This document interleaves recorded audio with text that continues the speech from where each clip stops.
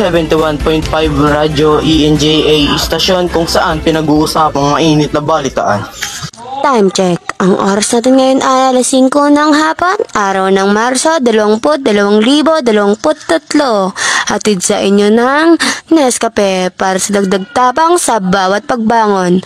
Tikman na ang bagong Nescafe Original, may tapang na di susuko.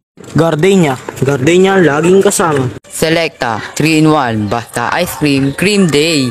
3-in-1 149 SRP lang. Magandang hapon mga kababayan. Ito ang Radyo ENJA 71.5. Narito ang inyong pinagkakatiwalaang mamahayag, Christina Pagaduan at Nasima Alilang. Magandang hapon. Magandang hapon rin sa iyo, partner. Partner, narinig mo na ba ang balita? Anong balita, partner? Iyong tungkol sa pagtaas ng presyo ng mga bilihin? Oo, partner, narinig ko nga ang tungkol diyan.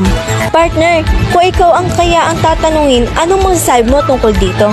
Kung ako ang tatanungin, masasabi ko na ang pagtaas ng presyo ng bilihin ay nagdudulot ng malaking epekto sa mga mamamayan.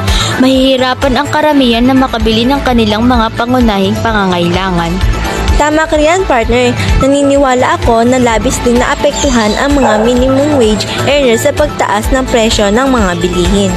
Palibhasa'y nararanasan ko, kaya masasabi kong may negatibong epekto ito sa pang-araw-araw na pamumuhay ng mga tao.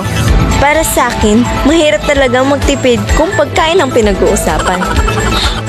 Oo nga, partner. Ano naman kaya ang plano ng gobyerno ukol sa pagtaas ng presyo ng mga bilihin? Ayon sa ating Pangulong Bongbong Marcos, may ginagawa na raw siyang mga hakbang para makabawi sa epekto ng inflasyon. Pero partner, batay sa Philippines Statistic Authority, bumamagal ang inflation rate o bilis ng pagtaas ng presyo ng mga bilihin noong Pebrero. At iyan ang sariwang issue na ating nabigyan ng komento ngayong hapon. Samahan niyo muli kami tuwing alas 5 ng hapon sa Radyo ENJA 71.5.